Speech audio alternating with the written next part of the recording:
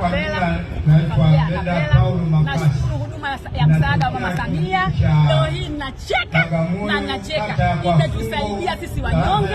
Leo hii sisi tumekabidhiwa watu wa kutusaidia tupewe haki yetu, tumeshapewa.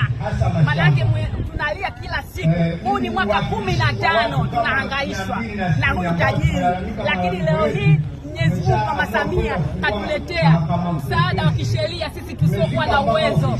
Leo hii sisi tumesikilizwa maneno yetu na kauli zetu tumesikilizwa na zimefanywa kazi, na nimepewa viongozi wa kusimamia hili swala lifanyiwe kazi. Kwa hiyo namshukuru Mama Samia kwa kuleta msaada huu wa kisheria.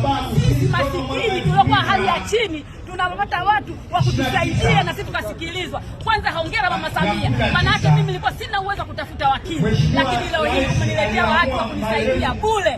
Nashukuru sana Mama Samia na kuombea Mwenyezi Mungu akujalie uzima wa milele, na kuomba Mama Samia utuongoze sisi wanyonge tunaolewa na mali zetu na baba zetu tulizoachiwa. Kuna mabepaji kwa pua na kutufanya mali zetu. Kwa hiyo nakushukuru sana Mama Samia kwa kutupatia msaada wa kisheria.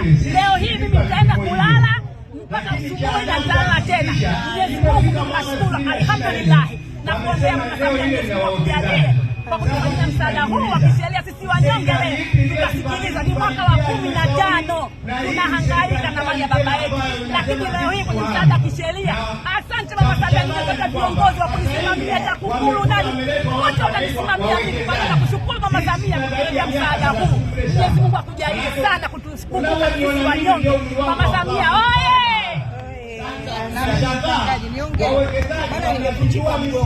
Sawa, mimi ni mpangaji na miaka